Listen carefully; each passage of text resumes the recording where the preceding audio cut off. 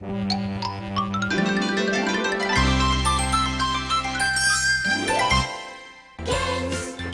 There's nothing like playing them games.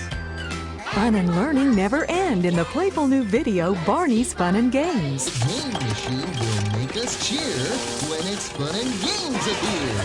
Turn the crank and soon we'll play lots of games all through the day. Games.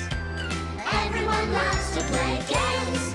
Let's keep on playing our games. We're clear for takeoff. Let your imagination soar in Barney's Fun and Games. Hello, this is Blasix. I'm joined with Equestron once again, and we are here in a 2021 anniversary editorial where we're going to be talking about some franchises and properties that celebrated anniversaries this year. Yeah, it sounds like a ton of fun.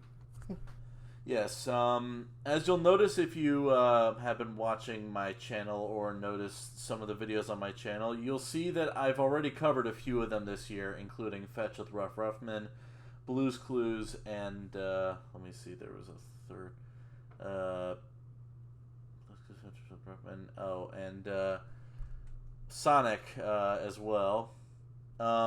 And I will admit that Sonic one needs to. That was a bit rushed. I was kind of sick at the time, so I kind of regret not giving it a bit more time. But I wanted to at least have something ready for the actual anniversary of Sonic. Do you have any... you rushed through Sonic. Very true. Let's briefly go over Sonic before I move on to the stuff that hasn't been talked about yet. So, what is your experience with Sonic? My experience with Sonic, I think the first game I ever played of Sonic was Sonic and Knuckles for the Genesis, right? Yes. I was at my not my middle school, my elementary school. Like they had in their main room, I guess, for the day where we just didn't have anything to do. The teachers actually set up a Genesis console where they had Sonic and Knuckles on it. So played it, and because I'm a kid that doesn't know how to do anything, I automatically sucked at it. But I think my first real experience with Sonic was Sonic Adventure for the Dreamcast. Because that was the first game I bought when the Dreamcast came out. It was like that and another game called Ready to Rumble. And I spent quite a long time with Sonic Adventure. I actually had a lot of fun with that. And then from then on, my gaming experience with Sonic has been kind of off and on. Like sometimes I would play Sonic Unleashed. Played a little bit of the infamous Sonic 06, which did not have a good time with, as most people did not have a good time with. But every time there's a new Sonic project, I get kind of excited, but then, most of the time the reviews haven't been all that great, so I haven't really hit that project that goes, okay, I'm gonna go spend $60 on it. Fair. But I have watched some of the animated stuff, and then of course, there's the movie that came out last year, which I really very much enjoyed. Probably enjoyed it more that they fixed Sonic. I don't know what would have happened if the same movie came out but the model was different. It might have still been an okay kids movie, with a terrible Sonic design. But now they fixed it. It's actually, I was like, oh, this is now we don't have to worry about that and just focus on it being a good movie. Yeah. Let's see. I started with the GameCube era. Let's see. It was... I forget the exact year, but it was pretty much the year that I got the GameCube for Christmas. I got Sonic Heroes and Shadow the Hedgehog. Mm-hmm. Well, actually, it was probably the year after that. Yeah, so I got those, and I was not really enjoying either one. I enjoyed Heroes a bit more than Shadow, but still... So I decided to trade them both away for SpongeBob Battle for Bikini Bottom and Luigi's Mansion with my friend, who was really obsessed with Sonic at the time. Best trade I've ever made. I know. I mean, sounds like you made a pretty good trade-off. Yeah. But I mean, I personally never played Shadow the Hedgehog. I've always been interested in playing it, like just going out and getting a copy somewhere at like a retro game store. But I've every once in a while, whenever I feel the need to, something else jumps in my way. I'm like, okay, I'll play that instead. yeah, Shadow. I've heard is worse than 06. Oh, that sucks. Yeah. Let me see. After that, I got Gems Collection for GameCube, and so I was able to experience the Genesis games for first time. And then it really peaked, I'd say, around 2008 with Sonic Unleashed, where I finally got a proper Sonic game, and I beat it like years later, but I did finally beat the Wii version. I haven't played the Xbox version yet. How is it on Wii? It's all right. I've heard the Xbox version is better though. Oh, okay. Yeah, I think when I played it, it was on the PS3, which ironically was the worst performing version of the game. Yeah, and with the Series X, you can finally actually play what is it, Adabat with a consistent frame rate now. Oh boy, too bad I don't have a Series X. Yeah, now that I have a PS5, that's the next thing on my list.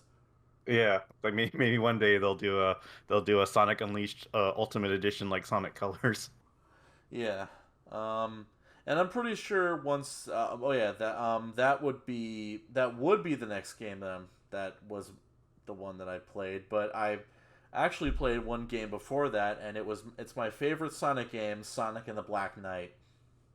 Oh yeah, I've always heard like mixed things about it. It was always like, oh, this game is super great, and other people are like, it's not that great. But I have seen videos of it. Like it looks interesting, but never actually have like had the drive to want to go get it. But yeah, how is it? It's pretty great. Last time I played it, I think it was about at least a little under 5 years ago. And it still holds up, I think. Cool. Like, how are the controls on the Wii for it? Good, a bit waggly, but that's kind of to be expected. Yeah, it's the Wii, so. I'd imagine that maybe if they waited for the Wii Motion Plus, they might have incorporated that, but I'm not sure. Ah. Let's see. After that was Sonic Colors, and I'm gonna wait on getting Ultimate until the patches start coming out, because they're starting to compile like all the things wrong with the game so far, and Yeah. Like I hear like some of them weren't like entirely true. Like someone was making up patches or making up glitches, but then there's others where it was legitimate. Yeah, that's just a dick move right there, just making shit Yeah. up for attention. Freaking Sonic fans, I swear. Yeah, so I'm gonna wait until everything's been patched and fixed until I get it. But as far as I know, aside from the glitches, it seems like the best version of the game. Okay. Yeah, but I keep seeing it in stores, but I haven't broken down and gotten it yet. But it's actually quite cheap for a Switch game. Yeah, it's like 30. Yeah, like 30 $40 or something. Like, and then I think the first pressing comes with like a little Sonic thing, like figure or something. Yeah, I'll just get the digital deluxe when I have a chance, or just Okay. yeah. But what I played of the original was good. I just think that I don't know. I think that game will definitely be best played with a regular controller, like a GameCube controller for the original and the Pro controller for the new one. Oh, okay, yeah. But it's also on PS4 and Xbox One, so you can play it that way as well. Mm-hmm. Yeah. Let's see what else. Then there was Lost World, which I played, but I didn't enjoy as much. Oh wait, no, Generations was before that. Really enjoyed Generations. And then Lost World was after that. Didn't really enjoy that as much. Let's see, and then Sonic kind of took a break for like a year and a half, and then Mania came out. I played that. I used cheats to get to the end, and it was fun. and then Forces came out. I kind of skipped over that. I played other games in between them, like Sonic All Stars Racing Transformed and other stuff like that. Those were all right, yeah. What, you didn't want to make your own Sonic OC in Forces? Considering classic Sonic's there a lot, and the controls for him have apparently worse than Generations, I'm not really that inclined. It's unfortunate. I think it was like a free game on PS Plus. I have it in my library, but I haven't played it yet. Maybe I'll get it when it goes on sale, but yeah. Mm-hmm. Actually, I think I already own it on PC, and it already went on sale on Steam. Mm-hmm. Yeah. Let's see. There's also the Mario and Sonic series, and I really enjoyed Winter 2010 and London 2012. Both of those I'd highly recommend. Those are the Olympic ones, right? Yeah, those are the best of the Olympic ones. They're both for the Wii, so yeah. Oh, I guess so. The Wii U and Switch ones weren't that great.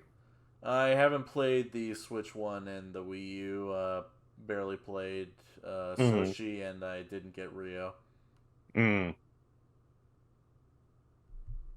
Yeah. All right. Favorite character is Amy. Of course she is. I've Ye- seen your Twitter page. Yes, you have. Let's see. This editorial is brought to you by #SaveCosmo. It's a little movement that people are trying to get Cosmo from Sonic X back into the franchise. Ah. And I can definitely appreciate that. Sonic X is one of my favorite anime adaptations. Well, technically not really that. It's more like, kind of, because it sort of adapts the Adventure 2, and Sonic Battle storylines. Speaking of Sonic Battle, really like that game.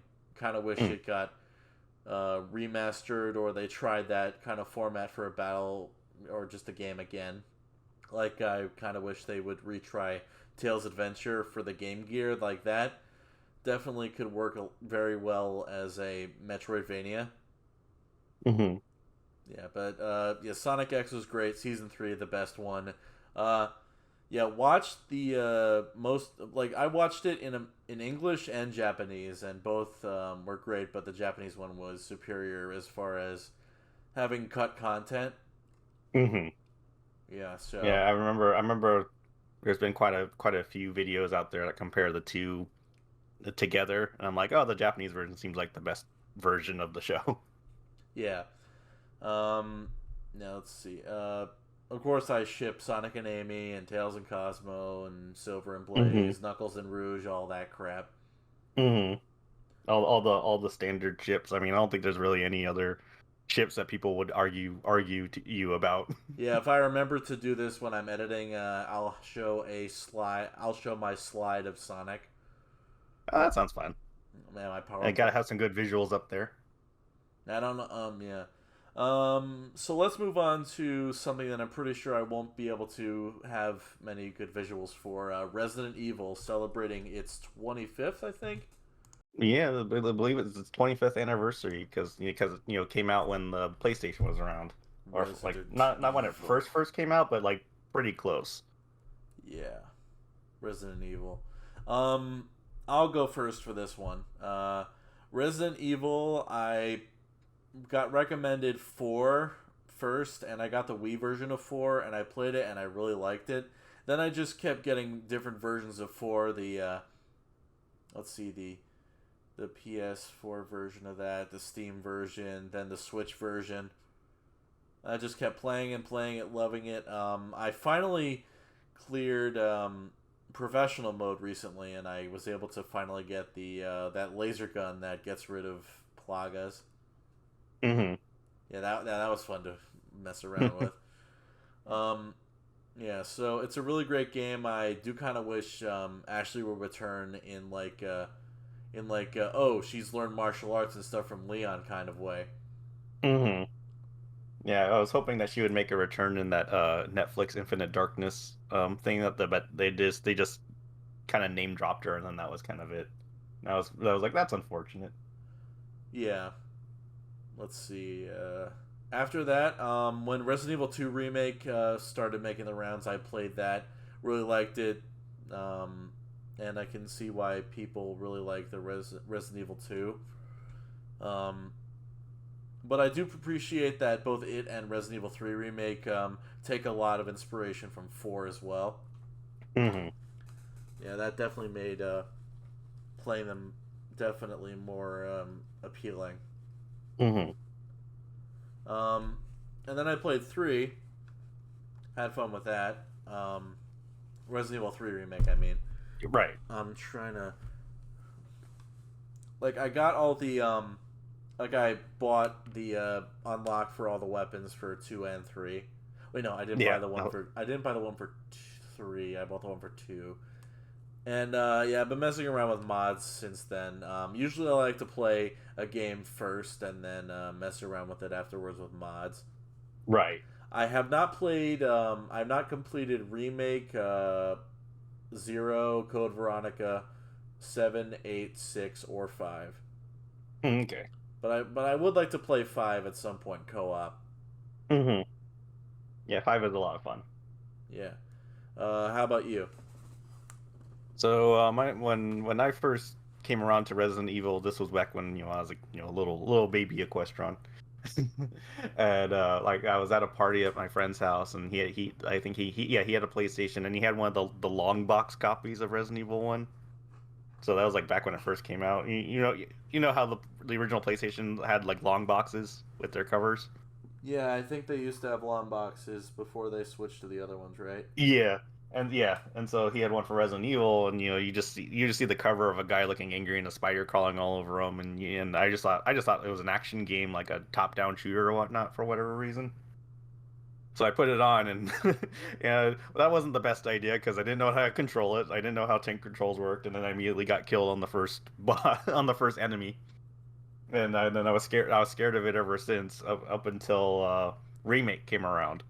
So I avoided that. I avoided 2, and then I avoided 3, and it wasn't until like the remake of 1 came out that I was like, all right, I'll give it kind of a shot, and then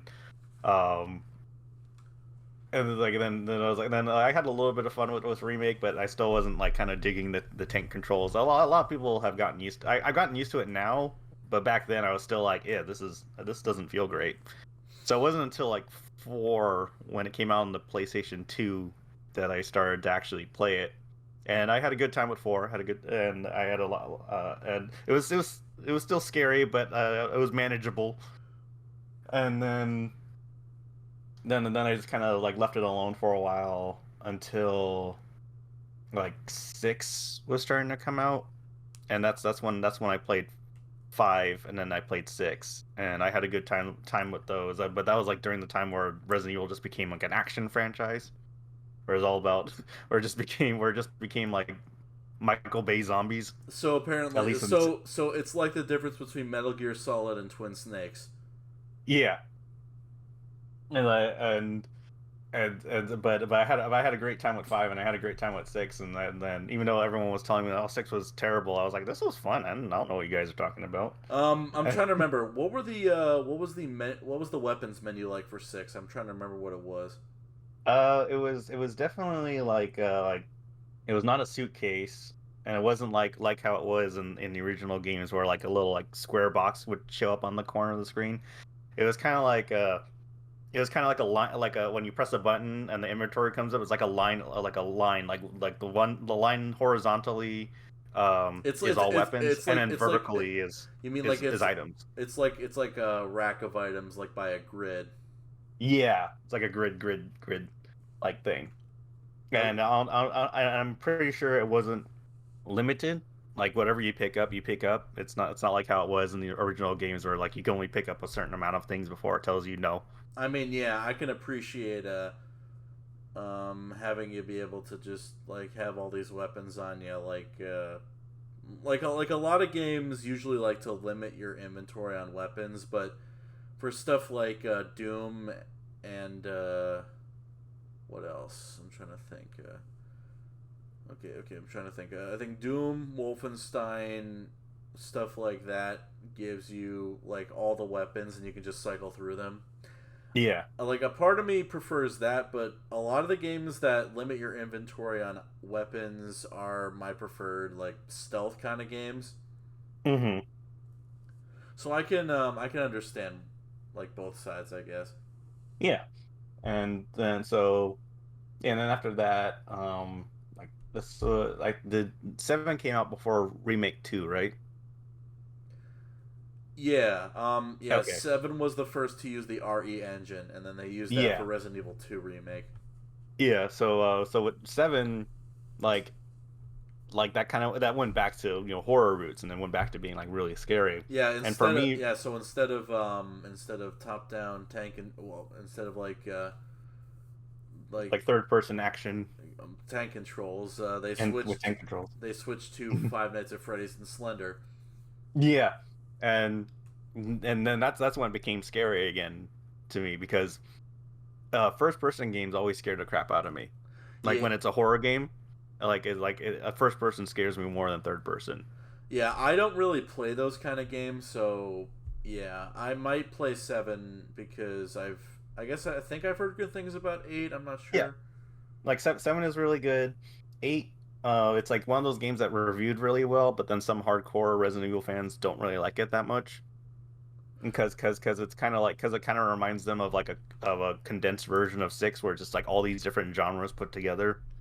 So like each segment of the game you go into is always a different genre, so that kind of turned a lot of people off. Is it like different characters or? Well, you play the same character, but just each boss you encounter has a different type, like has a different like they kind of go into a more like a different genre, because you have Lady Demetresque, which is more like the RA2 or Nemesis kind of a thing.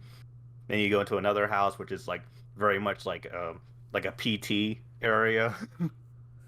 It's like, and then there's other ones that are a bit more actiony, and so What? I Why is this reminding me of Luigi's Mansion Dark Moon all of a sudden? guess. But I guess the different genres in a span of, I don't know, like a 8-hour experience kind of like threw a lot of people off. So there was like, and it didn't really. So some people didn't feel that it was very cohesive, but I'm excited to continue playing it. I beat the first 2 areas of the game, and I'm excited to keep going with it. But I keep getting distracted by other games out there. Yeah, that's fair. For But me, no, go ahead. sorry, I was like, but with 2 and 3 remake, those I had a blast with 2. When when remake 2 was announced at E3, I was like really excited. And like when the first trailer popped up, uh, if you remember the reveal where it was I like from the believe point of view of a rat. I believe it was Sony's PlayStation. I Yeah, believe it was Sony's E3 2017. yeah, and then like the trailer started with a point of view of a rat, and it was just kind of walking around like the what would eventually become the gas station at the opening of the game. Yeah. and like when it showed its POV of like an old school PlayStation, I was like, okay, this is Resident Evil 2. And then I got really excited, and I was like hoping that my excitement wasn't going to lead to like, oh, it's actually like something else that like Eternal Darkness for PlayStation or something like that. And then but then once the zombies showed up, and then you saw Leon, that's when I was like, You want to know what you want to know what I want? I want Sly Cooper to steal a PlayStation 2 in a Sony presentation. That's what I want. I want to see. That'd be fun. I want to fucking see all 4 games coming to PS5 and Sly 5. That's what I fucking want. like I think the idea like Sly Cooper reveal would be like to think like you're advertising an entirely like different game with some like other creature, and then all of a sudden Sly comes in, like yanks him out with his hook. Like make And it like make it think like make like put like like make it like shadowy looking guards, like make it look kind of indie for the guards guarding this thing, and then just like have the hook slowly just like lower in and then just steal it. Yeah, that'd be great. I would love that. Yeah, that'd be great. Anyway, yeah, before we move on to the next one, I want to just touch on something that I really find important in games that you have guns and other weapons in.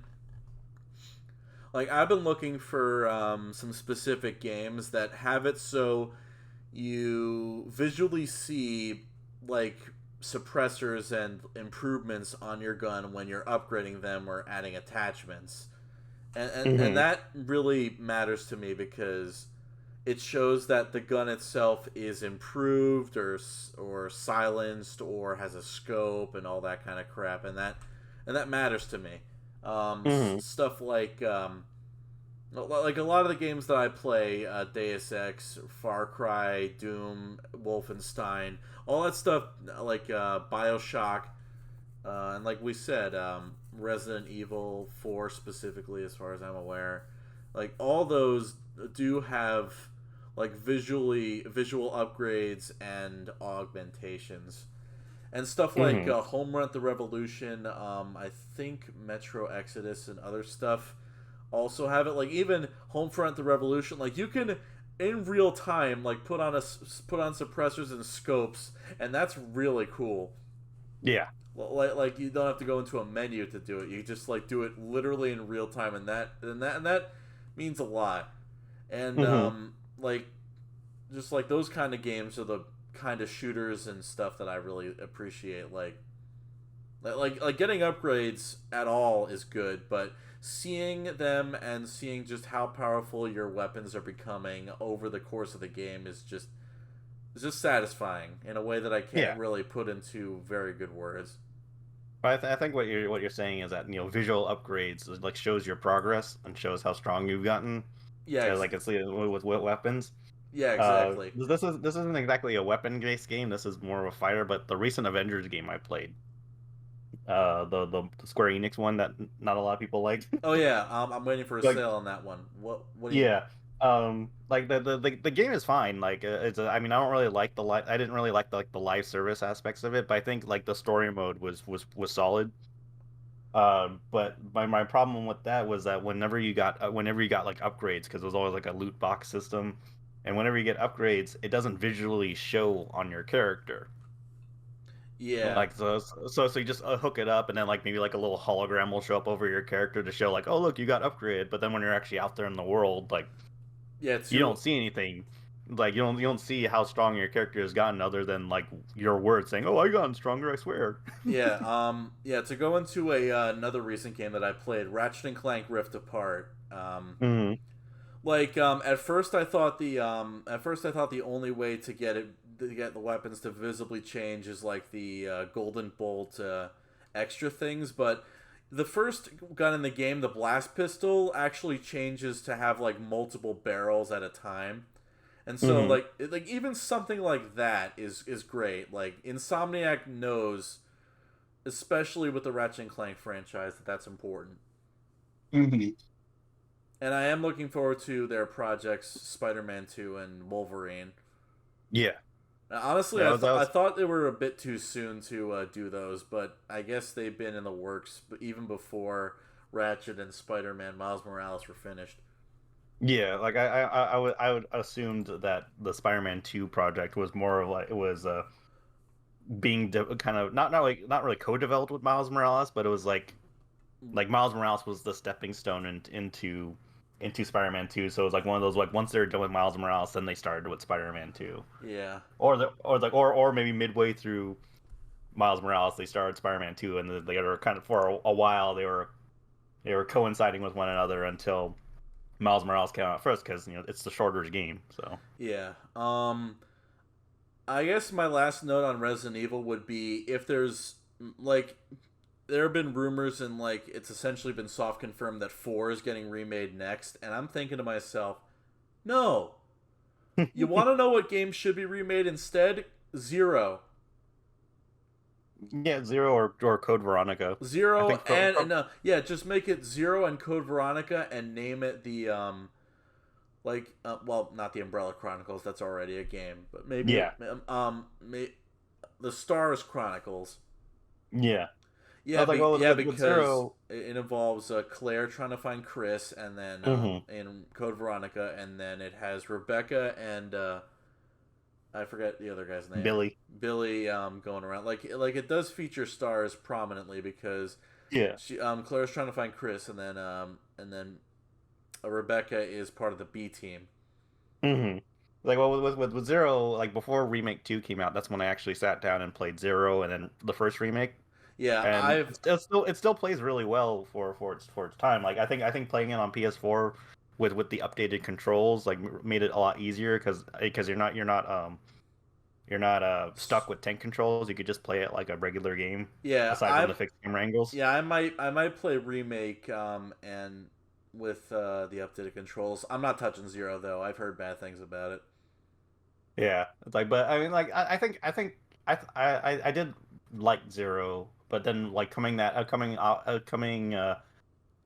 with remake after that, like you really see like kind of like the quote unquote downgrade Zero was.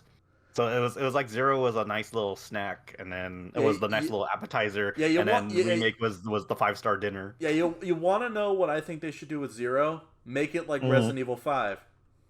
Yeah, make Yeah, it just a co-op experience. yeah, just make it co-op or have like someone else be an AI controlled Billy or Hmm. Rebecca or whoever the hell. And you can just switch between them on the fly if you need to. You don't need the Hmm. stupid item depositing shit. Yeah, I think that took more time than anything in that game was the item switcheroo Yeah, and even then, system. even if you have to do that again, it would be so much faster now with PS5 and stuff. Yeah, of course. Yeah, so yeah, You just press a button and you're just immediately there. yeah, just remake Zero and Code Veronica. Don't bother with 4, at least not Yeah. yet. If you have to remake 4, just visually upgrade it. Don't do anything else. Yeah. Like if you really want to remake 4 with just the visual upgrades and then allow you to move and shoot at the same time. That's Yeah, it. yeah. Just add an optional other control scheme, and sure, that's fine. Okay. Yeah. Yeah, just make it like classic controls or updated controls. Yeah. Yeah, just make it a Because toggle. cuz Just make it a toggle. We're all okay. yeah, cuz the last I heard about the 4 remake was that it was being developed by the same team that made the 3 remake. But then after the 3 remake wasn't that huge of a success with fans. I will That's admit, I did really like 3, despite that. yeah. Yeah. It's like, when fans were like, "Oh, this is like this was nothing, almost nothing like how the original Resident Evil 3 was," I think Capcom listened to that and then moved the development team over to the people that made 2 remake. And I mean, if they're gonna be giving it to the A team, that's fine. But yeah, Yeah. the point still stands. Just remake the ones that need a remake, as opposed to a game that just would need a visual upgrade, please. Yeah. No, I get that, Yeah. and I agree with that. Like, just give it a visual upgrade and an updated control scheme, and you're good to go. Yes. Like, you don't need to do anything else with it. Yeah. Speaking of something that's been remade recently, how about we move on to Crash Bandicoot? Oh boy, That Crash celebrates also a 25th anniversary this year. Bandicoot. I have a very fun little Let's history with Crash Bandicoot. yeah, let's not discuss the parents. Let's discuss the no, we're no wait. If we're doing family analogies, it would be this: we're discussing the parents. We're not discussing the adopted parents. That's it. I'm sorry. I'm trying to metaphors. Trying to Am I find right, people? metaphors. Am Yeah, I let's right? let's just not discuss Activision or Blizzard. We already know Oh how yeah, we already know how garbage they are, but we're talking about Crash. We're not talking about them. yeah, of course. And you go Or- first, then. Yeah.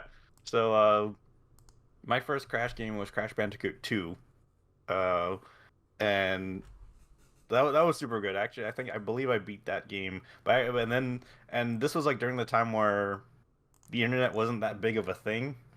So like I didn't know whenever they were gonna make a sequel or not. But so I always I was like, and I think I got to like maybe like a few weeks before 3 came out. But I always checked like the stores to see if there was a sequel. And I'm like, oh, there is a sequel. Like just one day I go to the store, it's like, oh, they made a sequel. I had no idea. And 1 was actually the last game of the trilogy I played. So it was like 2, 3, and 1. And like, and I didn't I wouldn't realize be surprised if that's. I didn't. Sorry, What? I wouldn't be surprised if that's what most people's orders were. Yeah, and I had no idea how different 1 was compared to the other 2 in terms of how it controlled and how difficult it was. Yeah. Because one is just it's just insanely hard. Even in the Insane trilogy, insanely it was hard. yeah. Even the Insane trilogy, like when going back to the Insane trilogy and like trying to play one, and I'm like, oh my god, this game was hard. And to be fair, they normalized they like made the controls the exact same for all three games in the Insane trilogy. Yeah, and then in turn making one even harder than it originally was. No. The thing that made that harder than it originally was the hitbox. Yeah, the hitboxes are just insane in one in terms of the insane trilogy. Yeah, but it and does seem to be the preferred way to play nowadays, though. yeah, and I like and so, but I did enjoy the original old school like PlayStation trilogy. You know, I enjoyed Crash Team Racing. I never played like the PS2 era of Crash Bandicoot games because that was when Naughty Dog kind of moved away from it. Like, but I always like been curious about other like games like Twinsanity. Yeah, I actually heard that. I heard that one was really good. Yeah, yeah. I don't really have much experience with Crash. I've dabbled in the Insane trilogy, played the originals a little bit. I tried like really hard to emulate Crash Bandicoot 3 on my phone, but my phone wasn't good enough. No, that's unfortunate. Yeah, that's fine. It's mostly the fault of not having a good enough phone. But yeah, if I tried it again with my new phone, I probably could do it. But yeah, but yeah, back to Twinsanity for a second. I've heard that that game is technically unfinished, and yeah, if Activision and Blizzard want to get back in our good graces, you want to know what they do? They rescind their stupid order to get Toys for Bob as an exclusive Call of Duty studio and have them finish Twinsanity and remaster it on PS4 and Xbox One and all this other stuff. Yeah, that and then stop all the scummy stuff they've been doing.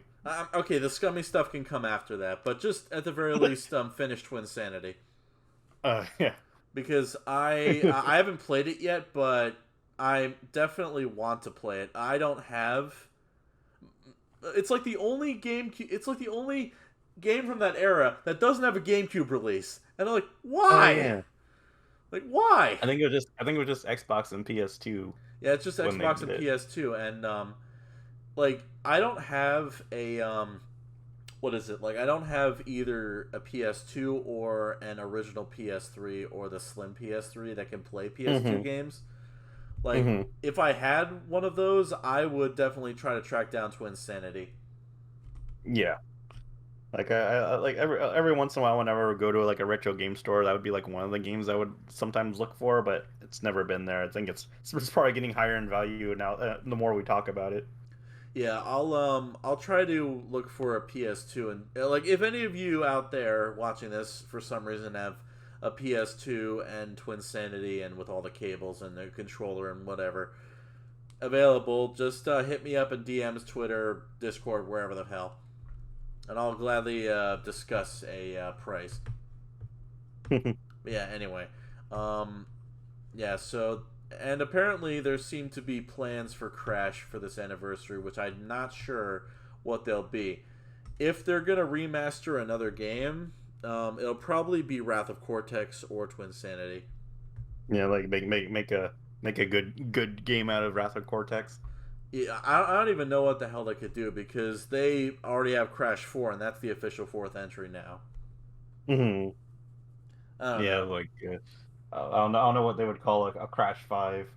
Maybe they'll rename it to Crash 5 Wrath of Cortex. Yeah, or Crash 5. It's also about time.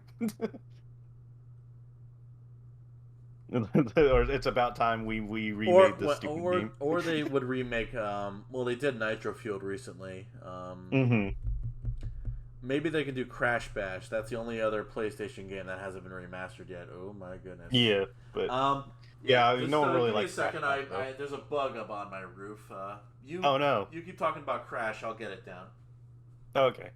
Well, another memory of Crash Bandicoot because back during the PlayStation 3 era, I was such a big Crash fan. I would whenever I would go to Toys R Us, they would always have Crash Bandicoot figures in there because that was back when he was super popular. And I remember buying quite a few of them.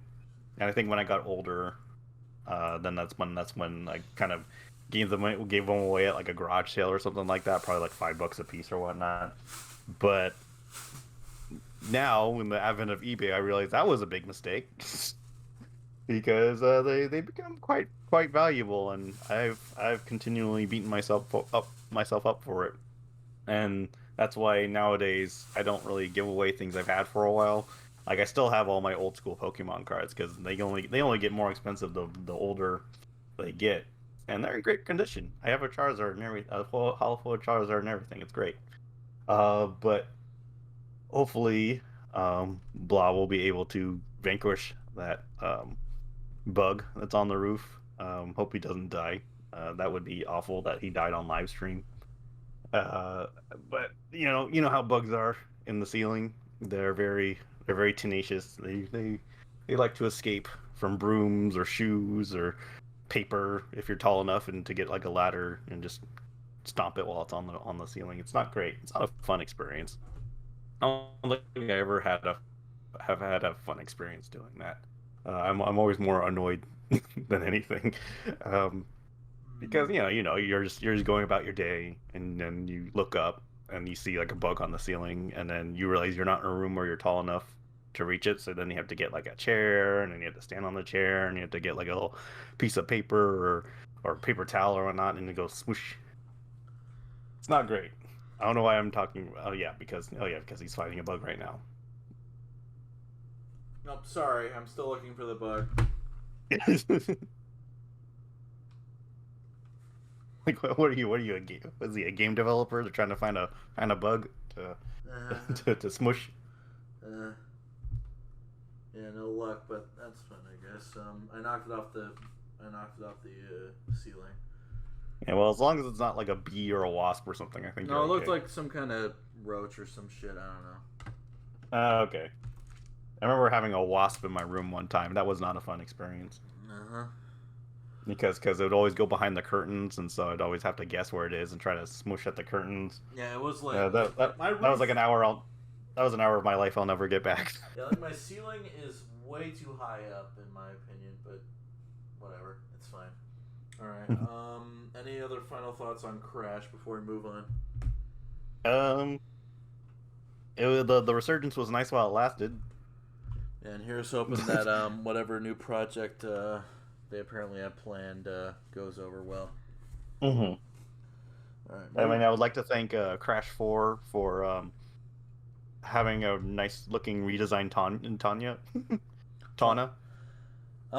Yeah, speaking of designs, I kind of really like the Crash, what is it?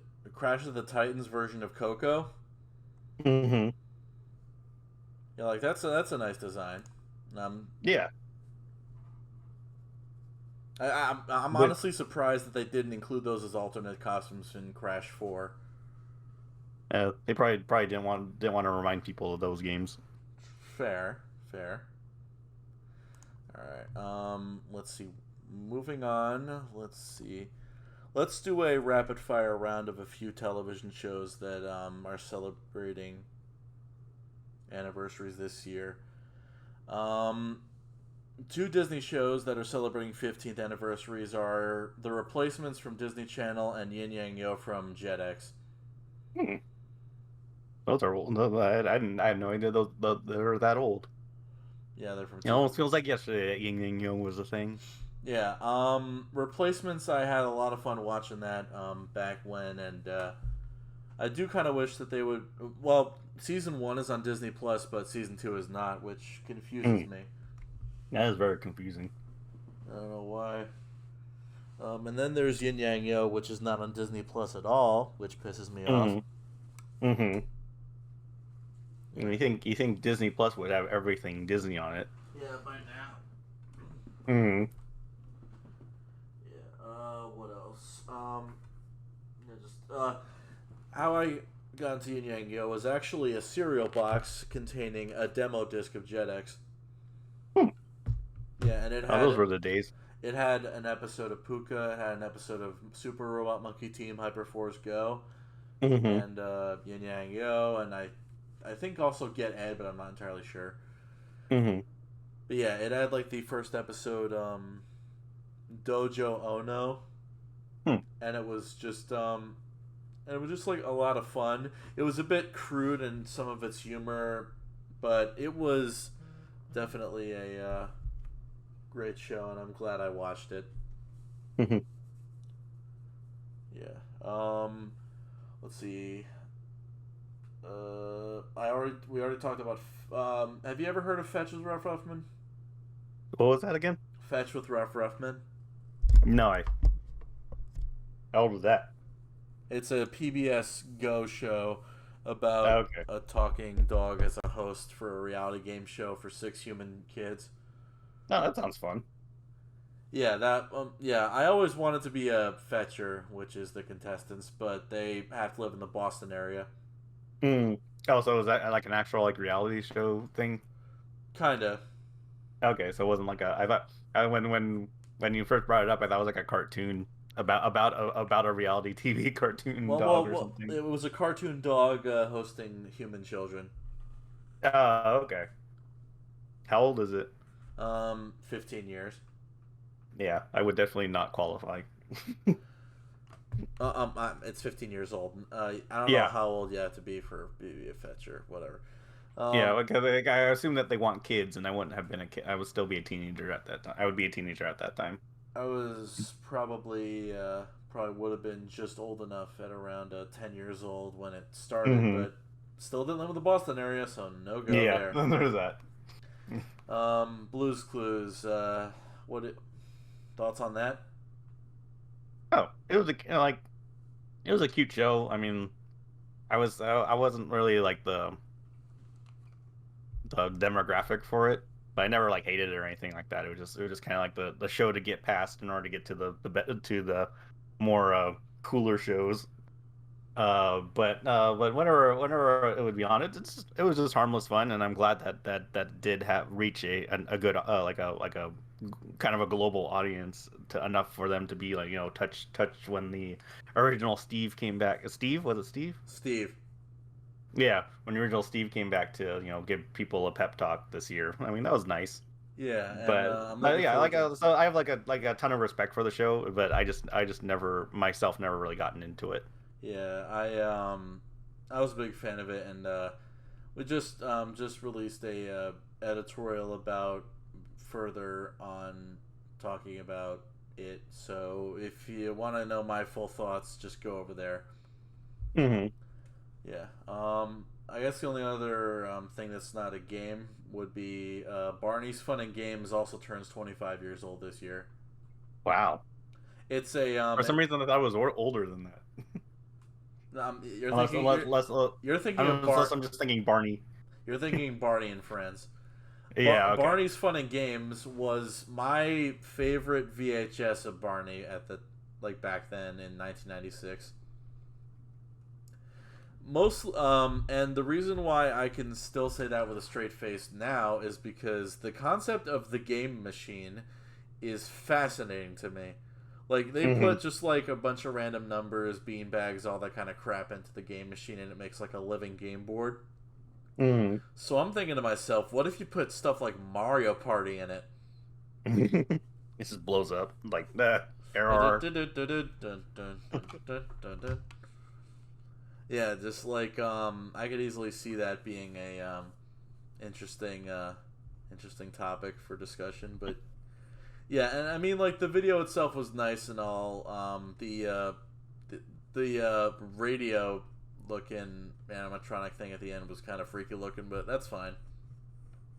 But yeah, it's definitely my favorite of them. Also with Barney live in New York at the Radio City Music Hall. Yeah, just that was a good tape as well. Like, oh, and Barney's Great Adventure, that turns 25, I think, in 2 years.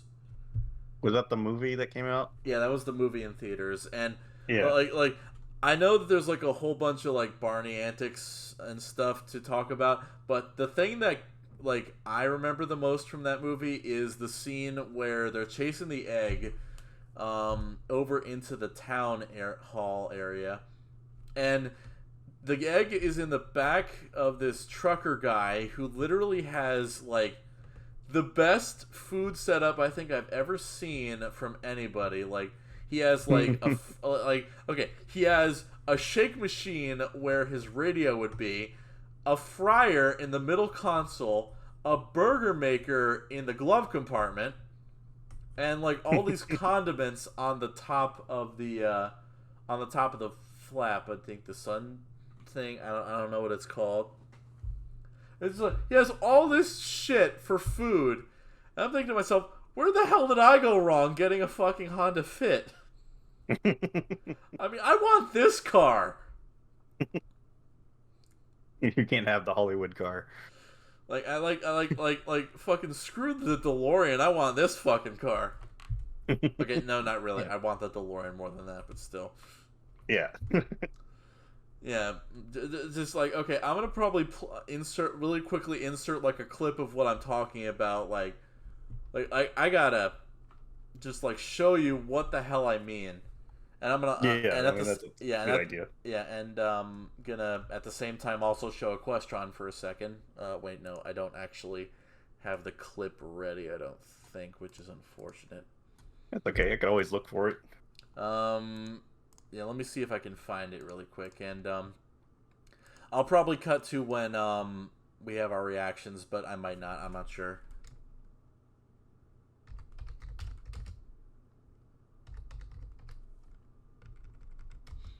Hold on. Here we go. Barney the movie food truck part. Wait. Oh shit! You actually found it?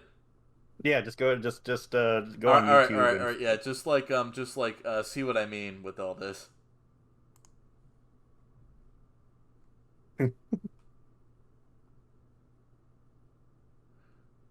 got ice cream sandwiches in the glove compartment. Yeah, not forget the fucking ice cream in the glove compartment. Yeah. Then there's fries, and then I was like, oh my god, like that guy's insane. Like he's got like. I mean, burgers being made on the dashboard. I mean, to be fair, he's going about it all wrong, and he should really be parked in one fucking place. And he's doing it while he's driving. Like you cook when you're parked, and then you eat when you drive. Come on, man. Mm-hmm. He's doing everything at once. And I mean, like if you are everything and then tried to eat it. And I mean, if you are gonna eat when you drive, at the very least, have someone feed it to you when you're looking at the road. Come on.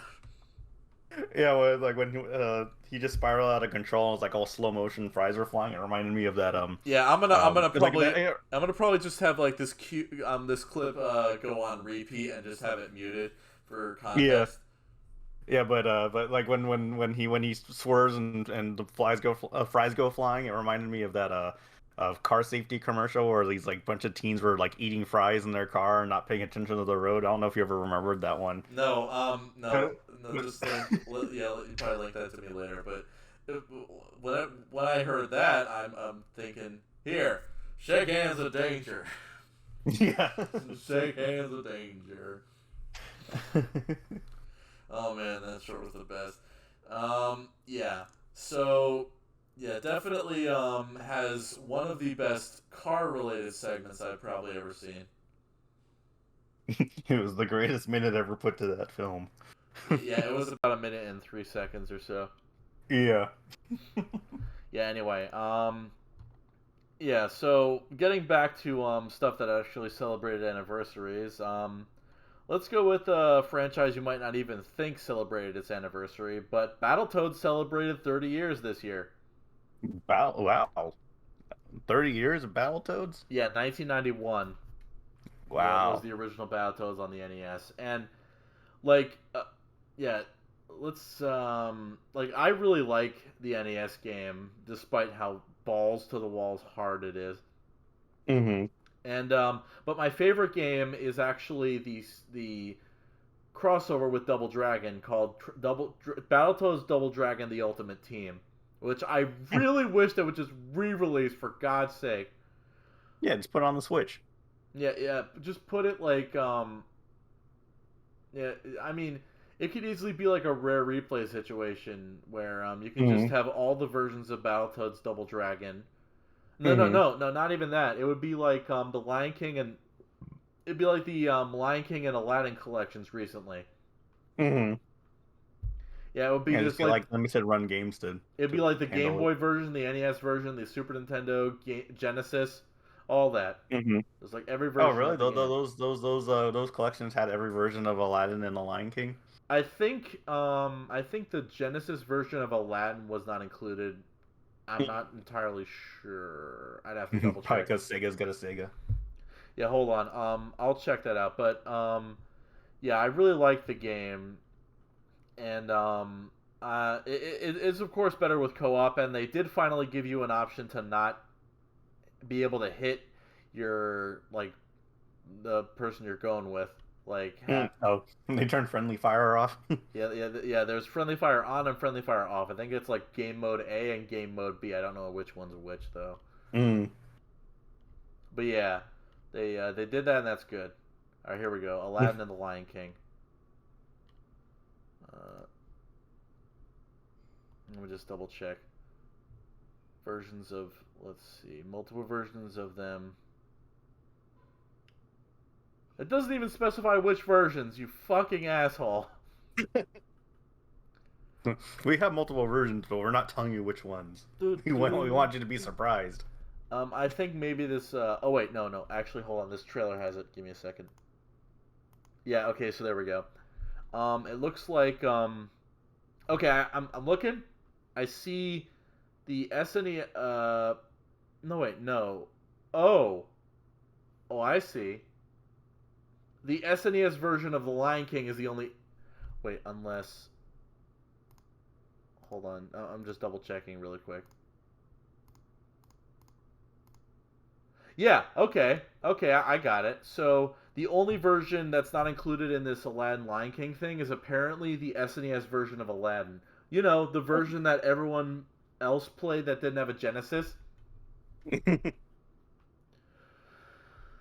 Yeah, it's probably the only real negative criticism about this, I'd say. Yeah, the lack of SNES Aladdin. Which is the version that I played, damn it.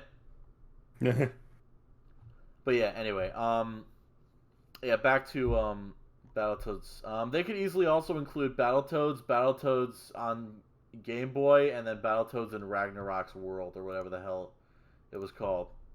There was like two versions of Battletoads released. There was like one closely based on the original with similar, like with the same levels, and then there was another one that had different levels, or unless I don't remember exactly how it was, or they're just both the same thing. I don't know. Yeah. Anyway, yeah.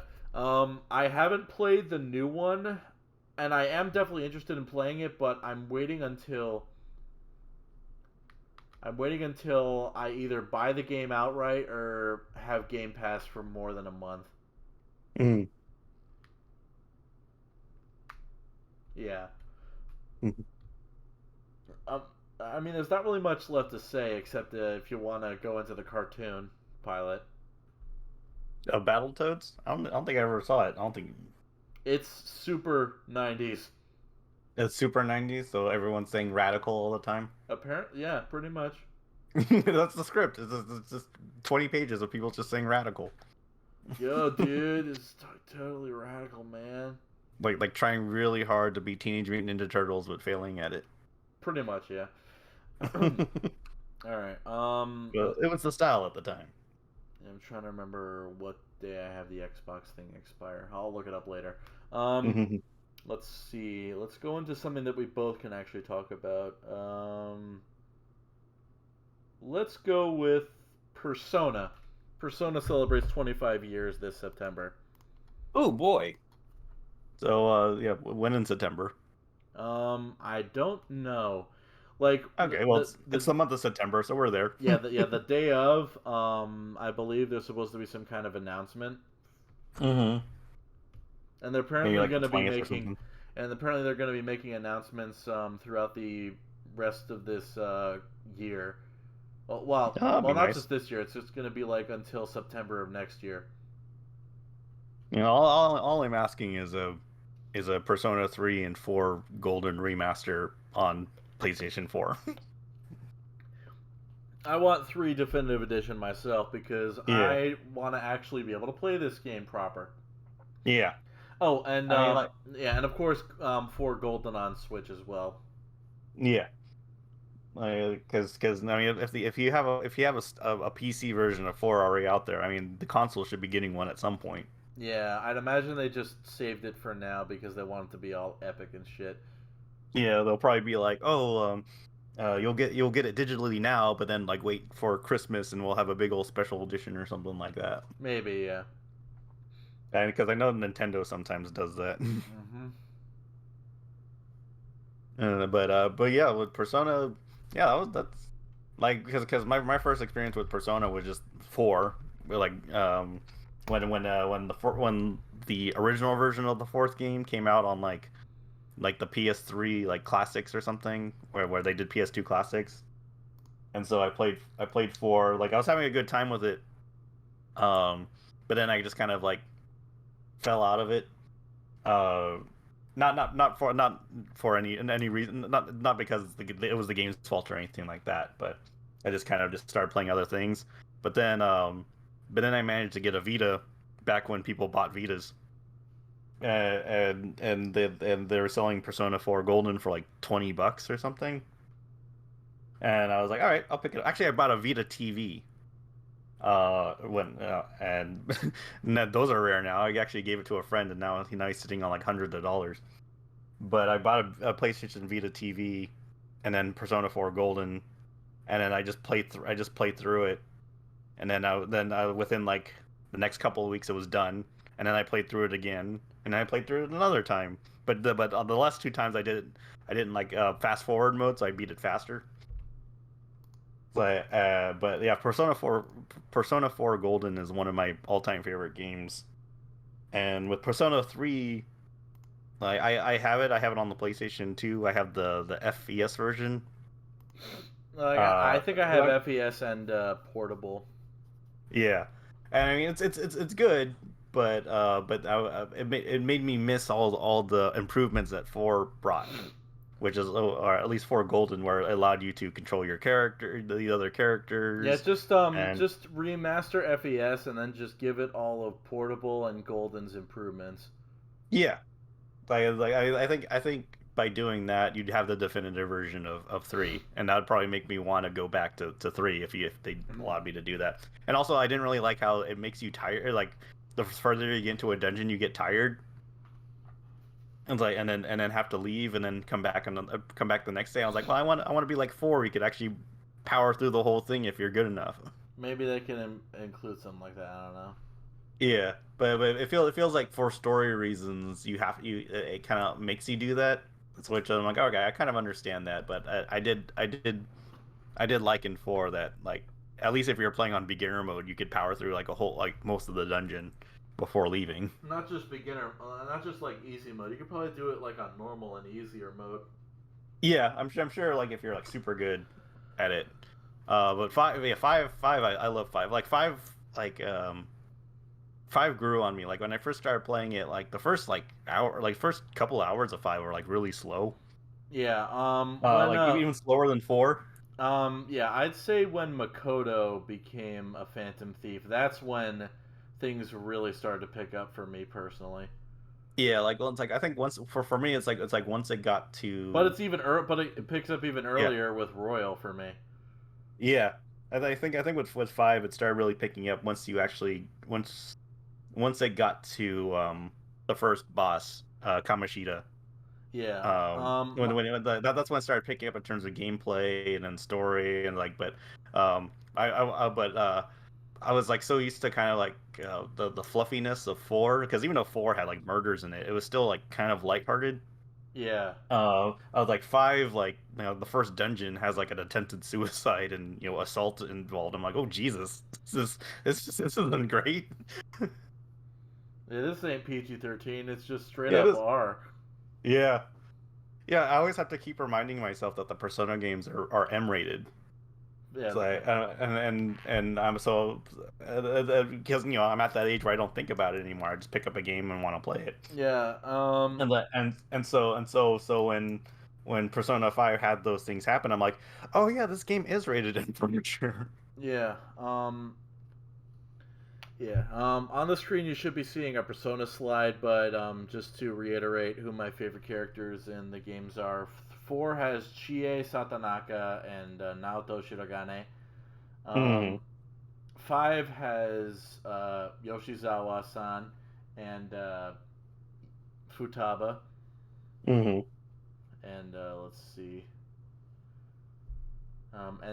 I haven't really played 3, but Yukari and Mitsuru seem to be my favorites, Hmm. according to supplementary material and things I've seen. It'd also be nice for like 1 and 2 to get some sort of port Yeah, for just port 1, 2, and 3, and 4, hmm. and maybe 5, maybe 5 Royal on Switch. I doubt it, but Yeah, because I mean you could get well one and then I guess they made 2 halves of the second game. I forget one game was 2 ended up being 2 games or something. yeah, you could just make you could just yeah. There are 2 Persona 2s, so you could just make Yeah. like a Persona trilogy with 1, 2, and 2. Yeah, 1, 2, and 2.5. Yeah. But yeah, just put those in a little collection. Like do what like Konami did with the Castlevania collection or something like that. Just do something like that. Yeah, speaking of Because if you, that, they really should do another collection with the portable entries like the GBA games, the DS games. They should really do yeah, that too as well. because if you want like a physical copy of the old school Persona games, that's like an arm and a leg and probably your soul. Yeah. Yeah, so just we're just hoping for remasters and stuff like that mostly, but of course Persona 6 is always a possibility. Yeah, I'm sure they're probably gonna announce like at least a teaser of Persona 6. They'll probably do what they did for Persona 5 and just show you like an image and then say, "Oh, Persona 6 is coming." Yeah. Yeah. Last game I played from there was Strikers, and I really like that game as well. Hmm. I'm like slowly making my way through Strikers, which is interesting because I was such a huge fan of 5 that I couldn't wait for a Muso version of it. Like, but like I've always said, my backlog is incredibly like substantial. But Strikers is a really good game. I've actually been having a lot of fun with it. Like the dungeons are fun, and the characters are still themselves. Nothing's made me go, oh, the writing's like really off from this one. Like it feels like a natural sequel to 5. To 5, But I wish, to 5 regular instead of Royal. yeah, 5 regular. I mean, I do wish that Royal did. I mean, that Strikers did follow Royal. But I've kind of been like, all right, I'll accept that they're only following the vanilla version. Because I was like, God damn it, I want Kasumi back. Yeah. Speaking of Kasumi should join the Phantom Thieves. yeah, speaking of things that are in your backlog, let's talk about the Legend of Heroes Trails series. Oh yeah, that one, the one I keep coming back to every once in a while. Yeah. I'm on chapter 4 now, which is great. Chapter 4 of 3. Yeah. That series celebrates 40 years this year, Jesus Christ, really? which they celebrated by announcing the localization of both Crossbell games, The Legend of Nayuta and Trails into Reverie. Yeah, like because there's one of the games is like a crossover with everything, right? That's Reverie, I believe. Oh, okay. Yeah, that's the epilogue of the Crossbell and Erebonia arcs. Oh, okay. Yeah, and I'm looking very forward to that in 2023. Yeah, that's kind of what kind of deflated me Yeah. a little bit. I mean, Because I was like localizations in 2023. I was like, oh well, I mean, who knows if I'll be alive when that comes out? yeah, I'm gonna make sure that I'm alive by then, and Yeah. one way I'll do that is by playing the Trails in the Sky trilogy, starting this October. Mm-hmm. Yeah, and I'm gonna hopefully be able to live stream them, but I'm not entirely sure about that. I kind of missed out on doing Sonic 2 this Saturday, but I'll probably end up doing that tonight or tomorrow. I'll figure it out. Yeah, Trails in the Sky is also getting a console release, right? I don't know. Okay. Yeah, I think I'll wait on doing Sonic until next Saturday. Mm-hmm. And I'll do Yeah, I'll do 2 and then I'll do 3 and Knuckles and then I'll leave it at that. yeah. Yeah, with the Cold Steel series, like, I mean, it's sort of amazing that I recommended the series to you and you've beaten it well before I have. It's like, and I because swear that actually happened. That's not actually the first time this has happened technically because uh-huh. there was this YouTuber I used to watch called the Niskel, and he did a playthrough of Danganronpa 1 and Danganronpa 2, and then Mm-hmm. and so I was like interested, so I beat Danganronpa 1 and 2 while he was still doing Danganronpa 2 as his Let's Play. And so, and then when he got to, and then when 3 came out, I beat that before he even got to 3. Mm-hmm. And so after he beat 3, I abandoned his channel. Yeah. I was just like, Yeah. you're too slow. You're too slow. Okay. I mean, it'd probably be. I mean, there's also like the appeal of like what he would have done differently from you, and then seeing his playthrough. I And mean, see to how be it fair, goes. he's a lot more methodical with what he does as far as his play style. Like, I'm just like, I get as much as I can done and just like try to do that. And I didn't really focus on the side modes of V3 that much, so that's to be fair. But Yeah, let's see. Trail series. You recommended me the series by showing me Emma, and I was like, interesting. This design looks great. yeah, I was just like, oh yeah, I know you like waifu, so Yeah, here's a but waifu. yeah, over but funny here. enough, Emma went off to the side when I played Cold Steel 1, and then I played Cold Steel 2. Immediately after 1 was finished because the fucking cliffhanger is gripping as hell.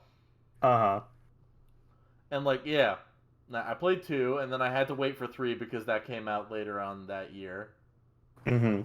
And then I was like, "Where's 4? Where's 4?" Give me 4, goddammit! And then, Just frothing at the mouth. yeah, pretty much. It's even worse now because I had to wait 2 years instead of just 1. Oh man. Okay. Yeah, but the characters that I got really attached to were Reen, Elisa, Fee, Sarah, Toa, and Yuna from 3 and 4. Mm-hmm. And then just like everyone's very nice. They seem like pleasant people. Most of them, except for this one asshole named Osborne. Oh, Man, yeah, it's always Osborns that are villains. I swear. Yeah, it's always a freaking Osborne. It's not. It was Fucking Spider-Man or Spider-Man or Cold Steel. There's always an Osborne in there. Yeah. All right. Yeah. But yeah, I mean, I can't really like I don't have the words to describe just how great the Cold Steel subseries is. Like, and I haven't even played Sky or the Crossbell arc yet.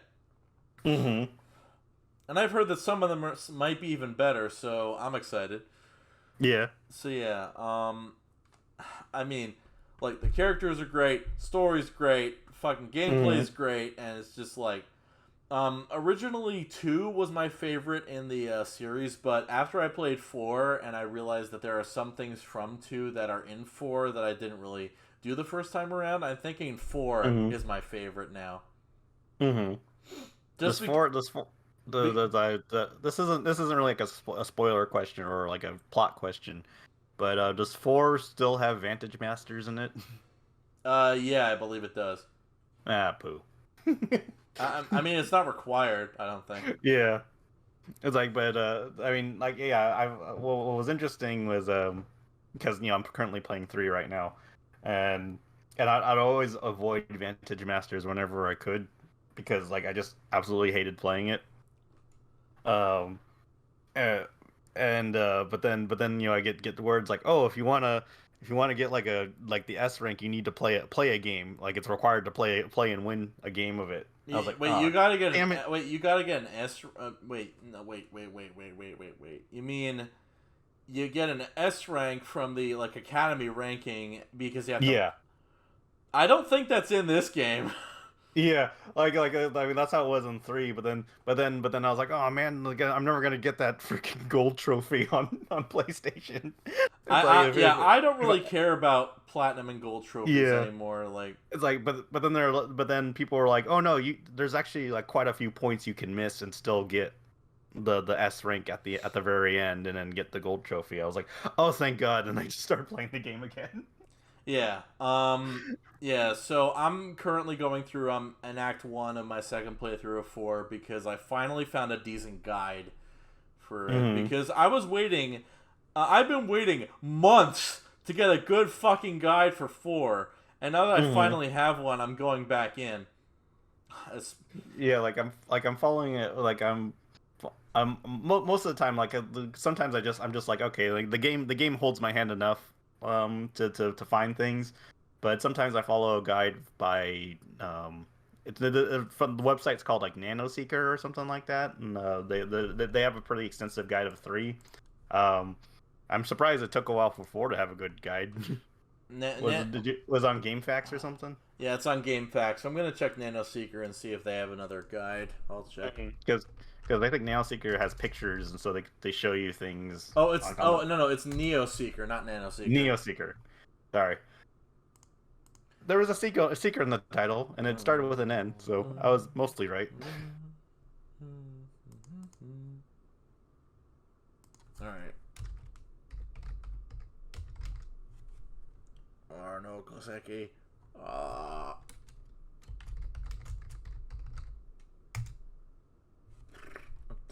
Here we go.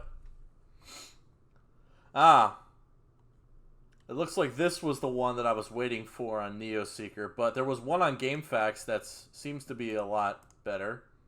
And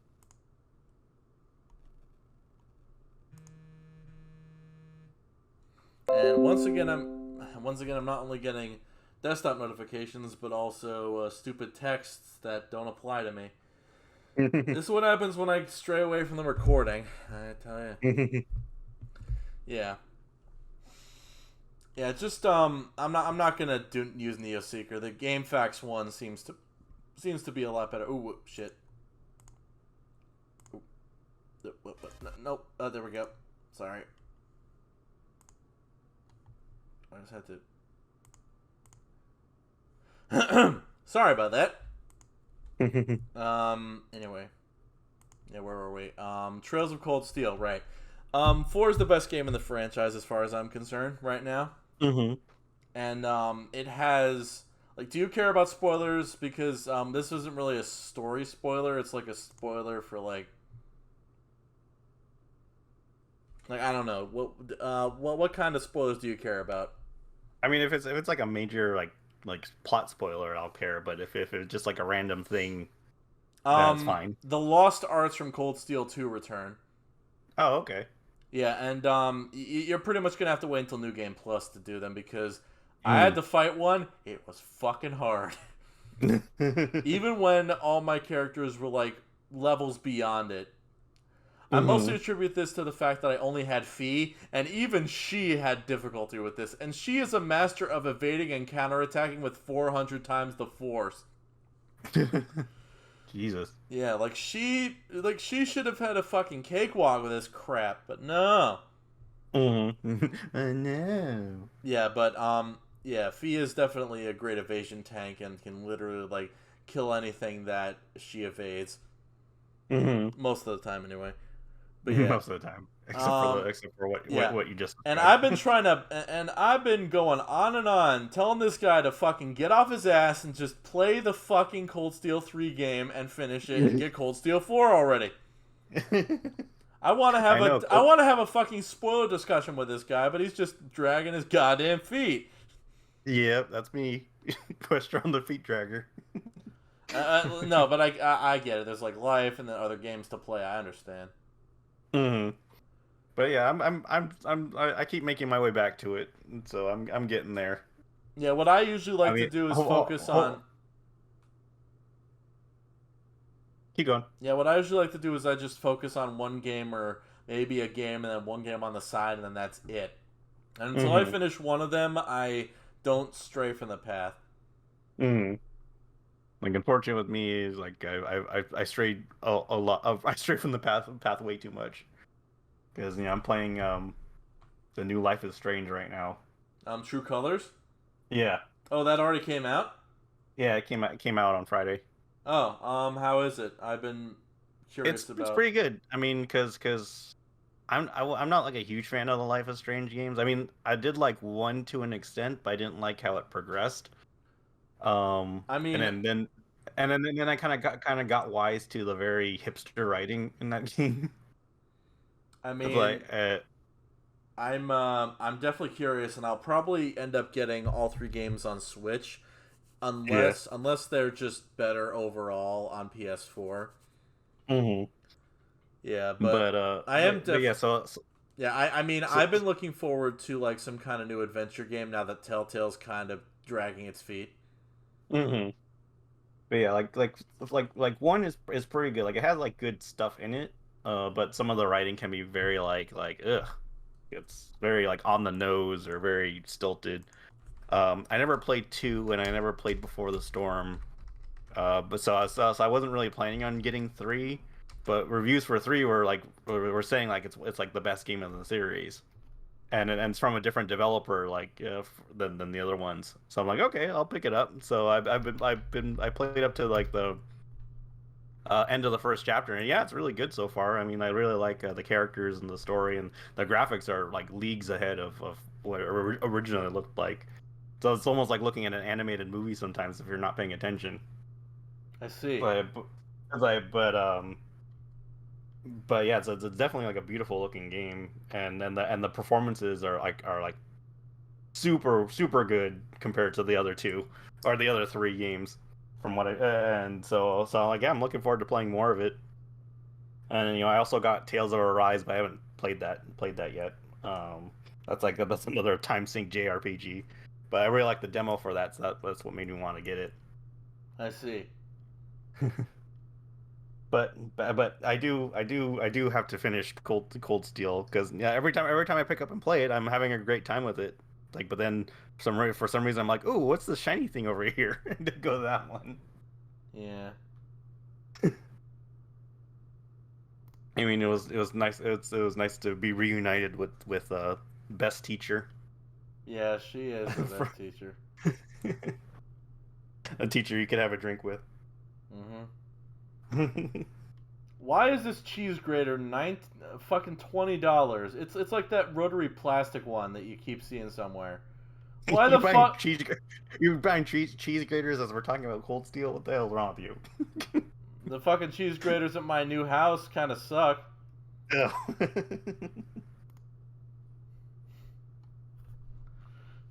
I don't know. All right. I mean, yeah. You're probably seeing the slide of the characters I like. I already mentioned. Yeah. Hmm. But yeah. Anyway. Let's see. Yeah, like my favorite characters are Sarah and Altina. Oh. That's the Oh, Altina.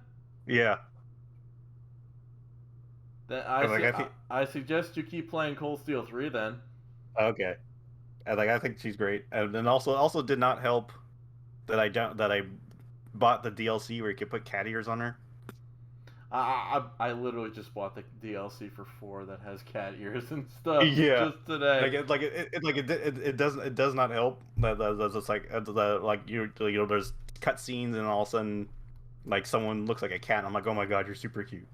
You're so adorable. I just want to pinch your cheeks. Yeah. But she's like standing around being a tsundere or tsundere or whatever, however you pronounce it. Mm-hmm. Just being like like I don't like anything, but I actually like everything. It's also great whenever you ride when you ride a motorcycle, and then Rena's like, "Let's go," and she's just like, "Go, go," just in that very monotone voice. Yeah, I think I remember that. Yeah.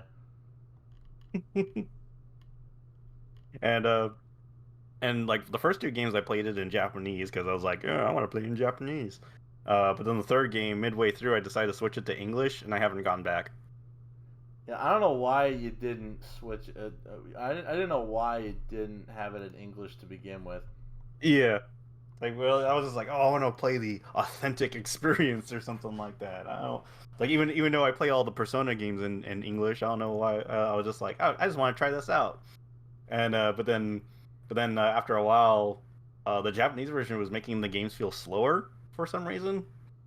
So then just for kicks, I decided I'll just put on the English version and see how it sounds.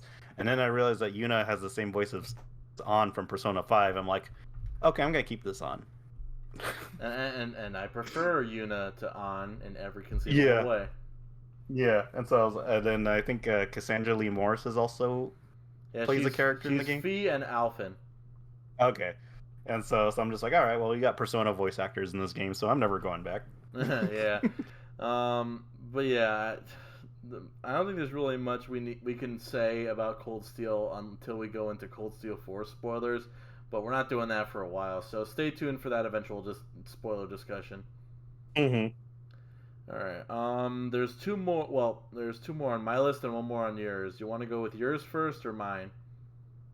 We could go with yours. All right. This I probably should have talked about. We probably should have talked about this one before Trails of Cold Steel and all that. But the Rabbids are celebrating 15 years this year. Oh wow. Yeah, those little bunnies that took over Rayman series for a little while. Mm-hmm. I think they became more popular than Rayman. Poor Rayman. Poor Rayman, indeed. But yeah. I first experienced it with I think it was TV Party technically because I didn't really play the original or two, at least until later on after when I got the Party Collection, Mm-hmm. which for some reason is double layered, is a dual layered disc, which you can't really play on the Wii very easily, but the Wii U thankfully fixes that. Yeah, but I highly recommend TV Party. It's definitely the better of the three games, in my opinion. Mm-hmm. And it, yeah, and like it's just like a lot of fun, and like, especially the cutscenes. Like the cutscenes in TV Party are probably my favorite in the series. Well, no, that's not actually true because there's also Mario plus Rabbids Kingdom Battle, which came out a few years ago. Mm-hmm. Which might be my favorite, maybe. But we also have the upcoming Sparks of Hope sequel coming out soon. Mm-hmm. Yeah, that looks like I haven't been, I'm not like much of a fan of the Rabbids. I just thought they were just kind of random, I guess, and didn't really help how they became more popular. Probably, I'm gonna have to assume that they became popular over time because of the minions from Despicable Me. No. I think it's the other way around, where the Rabbids came first, and then the minions. Were Yeah, I know Rabbids. I know the Rabbids came first, but I think it was just more of like a retroactive, like No, people no, started to gravitate towards no. I don't think the towards the Rabbids. Rabbids. I don't think the Rabbids were that popular to begin with. Right. I don't know, But but they're definitely but, a lot more popular now that the Mario crossover game happened. yeah. And I'm definitely looking forward to that. It features Rabbid Rosalina that doesn't give a shit about anything, and I love it. Okay, I'm probably screen capping it. Just look at his face. Look at his face. Tell me that is not the face of someone who does not give a shit. Like, hold on. I'm going to show you, unless you have already seen it. Hold on. Where is it? I know I screen capped. Yeah, like I've seen it before. It's like it's the face of people who saw the reveal of a new Rabbids game. I'm just like, I don't care. Yeah. All right.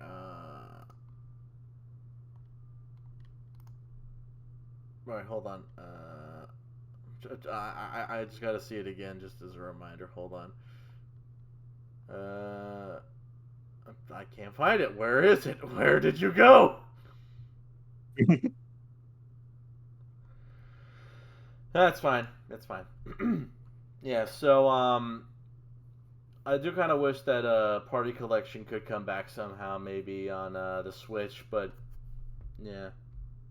Mm. But yeah, I'm looking forward to Sparks of Hope coming out. and that'll be fun, I'm sure. Mm. All right, but now let's get into the heavy hitters. The two big franchises celebrating anniversaries this year. Well, technically, one. Well, actually, yeah.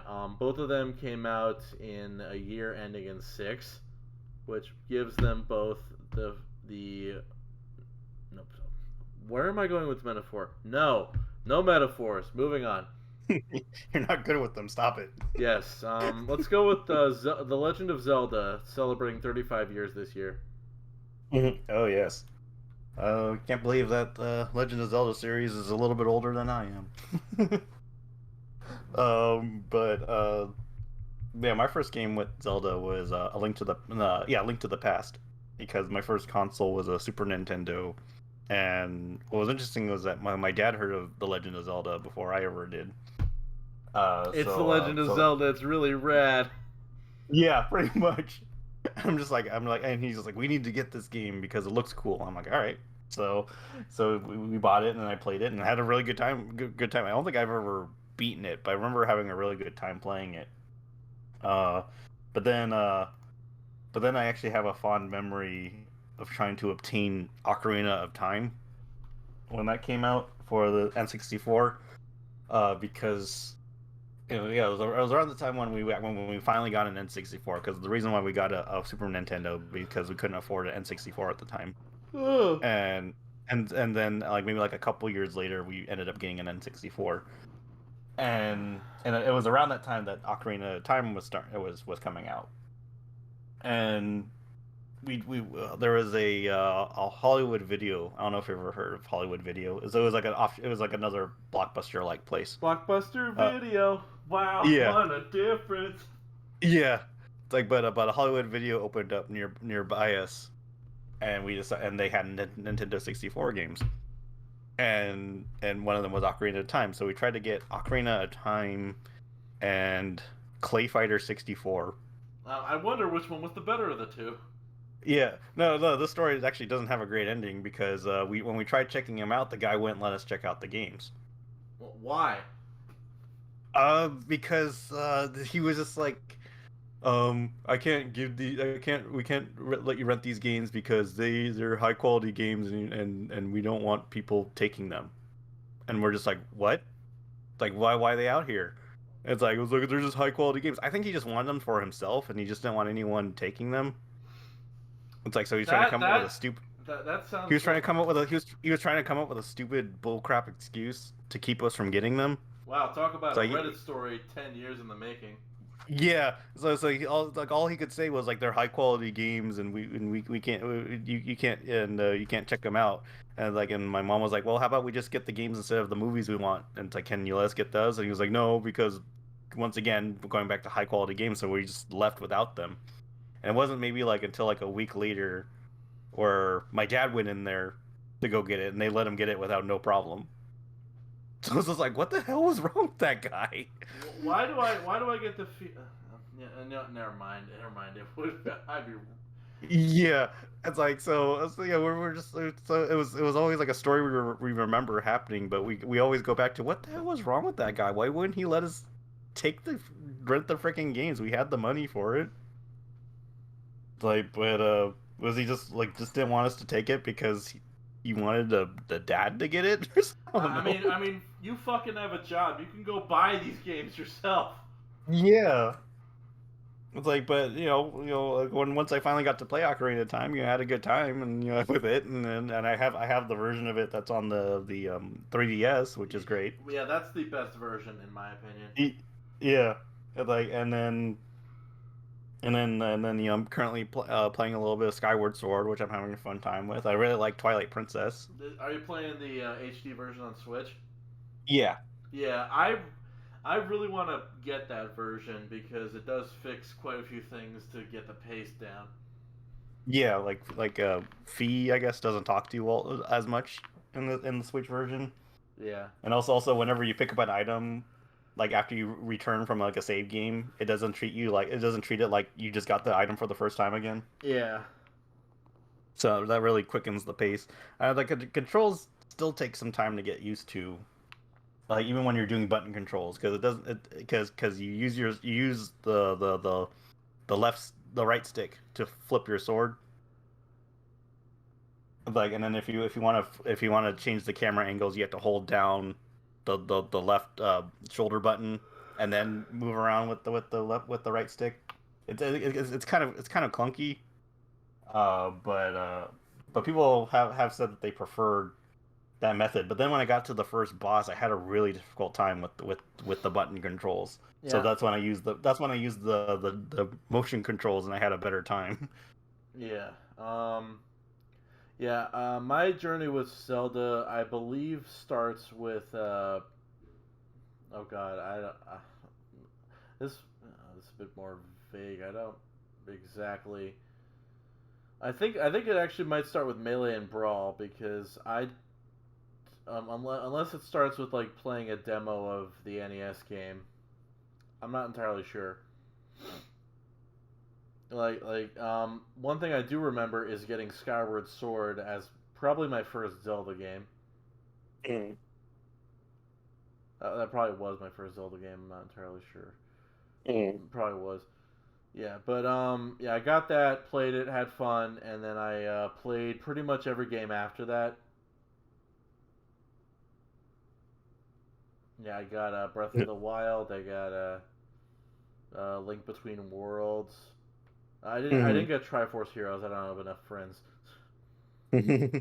Um, well, I don't have friends that are willing to play that. But yeah, I haven't beat Link to the Past yet. I'm waiting to do a randomizer co-op race with people for that because there's like one that has both Zelda, Link to the Past, and Super Metroid, and I want to be able to beat both games at the same time doing that. So yeah, I like. I really loved Wind Waker. Wind Waker was one of my favorite. yeah. I Like, I've started playing Wind Waker, and I got to like about the halfway mark, but I Mhm. stopped playing the Wii U version. I don't know why. Yeah, like that was like one of the few like Zelda games I couldn't put down, and I ended up like beating it like within like a couple weeks because I was like just so into it. Yeah. If they come to Switch, I'm definitely gonna like pick them back up and just Hmm. try to beat both Wind Waker and Twilight Princess. I Yeah, am surprised they didn't. Well, I'm pretty sure they didn't want to upstage Skyward Sword, but they'll probably announce both coming to Switch next year, I guess. yeah. I mean, I would like to play Twilight Princess again. I mean, I mean they both have HD. They both had HD ports, and so it would be nice if you just throw them onto a cart and then give them to you. Yeah. Like, but I guess Skyward Sword was their big project because they had to fix a lot of stuff from the Wii version, and also trying to map out the motion controls to the buttons, Yeah. which is apparently what's also holding up Metroid, which also celebrates its anniversary this year.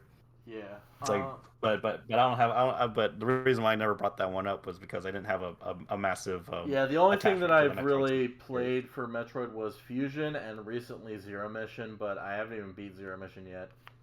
Hmm. I will get Like Dread when I have a chance, but I'm holding off on that for a bit. hmm yeah, like I have Samus Returns. Oh, I I do would like to too. I play it. haven't played that yet. Yeah, but I haven't played it yet. But they're like Dread is a sequel to Samus Returns. I'm like, oh, well, I want to play Samus Returns first then. Well, technically, Dread is like at the end of. It's technically Metroid 5. That's why her Uh-huh. suit is weird because it's like the fusion suit and a regular suit. Hmm. But I'm happy that the developers are able to work on another Metroid game because Mercury Steam. They first came around in my site when Castlevania was made into 3D. Like, and then they made Lords of Shadow 1, 2, and then the 3DS spin-off, and then they kind of disappeared, and I'm like, oh no. But then when I found out they made Samus Returns and they gotten their foot back again, I'm like, oh cool, now they're doing good now because now they're working on Nintendo franchises, so Yeah. they're set. Let's see. Yeah, and Super Metroid I already mentioned. I want to do the randomizer co-op with people to beat that as well. Hmm. Let's see. I think there's only one thing left to go over, but before that, Breath of the Wild is my favorite of the Zelda games, and Breath of the Wild Zelda is my favorite Zelda. Hmm. Definitely the most anime Zelda. Yeah. And I guess with that said, let's move on to the final topic. Pokemon, specifically Pokemon Diamond and Pearl, celebrating 25 and 15 respectively. Wow. I had no idea that Pokemon Diamond and Pearl are Diamond and Pearl, the games are 15 years old, right? The games and the show. Yeah, and then the show is 25 years old. Well, Yeah, the franchise itself is 25, and the Diamond and Pearl games and Diamond and Pearl anime are both 15. wow. Yeah. Can't believe it's been that long since Diamond and Pearl first showed up. Yeah. Yeah, and the Diamond and Pearl is the that version of the franchise where your favorite character showed up, right? Yeah. Dawn. Yeah. But yeah. We already had a big like Pokemon thing earlier this year, I think, going over all that stuff. So we're gonna keep our thoughts on Pokemon a bit shorter this time. But we do have updates on Brilliant Diamond, Shining Pearl, and Legends Arceus now that we've seen a bit more of them, and they're all looking real good now. Yeah, like I kind of knew that, Arceus, like when I saw it the first time, I was like, oh, this looks rough, but it does look like an early version of it. It doesn't look like, oh, we're gonna mail this out next week, kind of a thing. Because I mean, that would be bad. If they're just like, oh yeah, it's ready, when it obviously doesn't look ready. But when I saw the new trailer, I'm like, okay, it looks ready now. Like it looks like it's heading towards it's heading towards like being acceptable to be shown in store, to be released in stores. Yeah, and Brilliant Diamond, Shining Pearl got its lighting engine. Yeah, that too. Like it doesn't people don't look like blobs anymore, which is great. Like it's like, oh look, they actually do have some dimension to them. Yeah, and it looks quite a bit better. And there's following Pokemon. You can dress up your avatar, which is completely brand new to a remake. Yeah, because they think they brought that over from Sword and Shield, right? Maybe. I don't know. Whatever. So yeah, so that's good. Yeah, but I'm definitely looking forward to the remakes more than I am Arceus. But Arceus is definitely looking interesting. Mm-hmm. But yeah, those. I think it's a good time to be a Pokemon fan. Yeah. I'm gonna quickly go over my background on Pokemon. Sure, why not? Let's see. Fourth grade, I got introduced to it from a friend in fourth grade, and it was around 2005. Advanced Battle and Battlefront. Advanced Battle was finishing up. 10th anniversary special aired. Battle Frontier started up, and I watched. And then Diamond and Pearl happened, saw Dawn, and everything was awesome. And I kept watching ever since. Haven't really missed an episode. But let's slow down a bit. I've been meaning to catch up on things in regards to the episodes. Haven't watched the dub since XY because the Sun and Moon dub and kind of sucks. And Journeys is only good because Sharamele is Chloe. Yeah, just like on the screen is just like the Pokemon related slides that I could find. That's fine.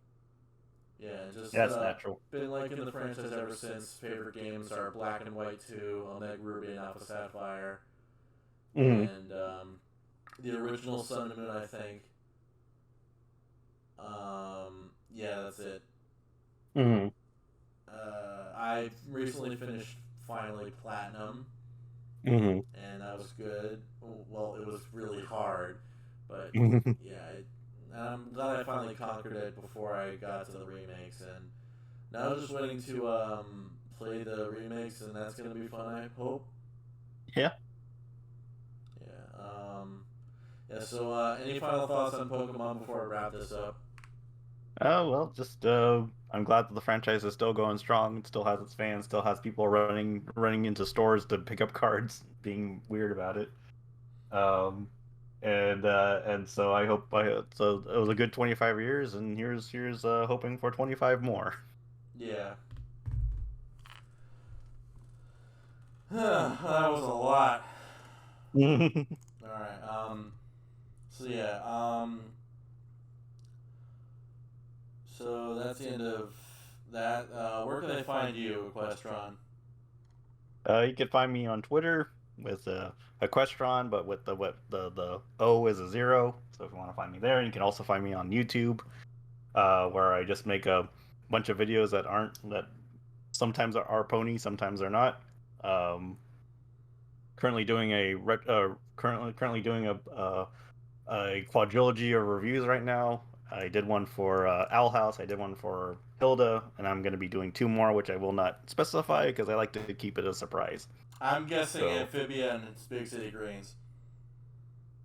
You'll see. Yeah. You will see. Yeah, and you can find me on the channel that I'm right here.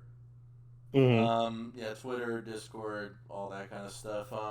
Gonna be doing an every episode of Pokemon the Series Diamond and Pearl reviewed in 10 words, 2 sentences or less project. Mm-hmm. I'm in the middle of it. I just need to record an outro, and then I'll get started with the proper voice work and the editing, which will take about a week, I think. But yeah, hopefully it shouldn't take too long. But yeah, and then along with that, doing Sonic streams every Saturday. Doing Sonic 2 this week, and then Sonic 3 and Knuckles next week. Then doing some Trails in the Sky streams after that in October, going on until the Crossbell games come out. And then guess that's it for that. Might do another editorial here and there. I'll definitely do one once this bozo finishes Cold Steel 4. Yeah. Give it a couple years. Yeah, by the time you finish Cold Steel 4, Reveries gonna be out. Yeah. It'll be done in 2023. Yeah, anyway, so yeah, you guys have a good day, stay safe, wash your hands, go outside when it's safe, vaccinate, and all Wear a that. mask. Wear a mask when you're not vaccinated, and when you are vaccinated, all that. Well, Still wear a mask. yeah, wear a mask when it's not safe. Yeah.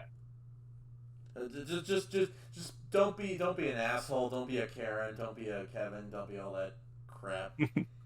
Don't be a Darren. I'll call male Kevin should be called Darrens. All right. Take care, everybody, and have a good day.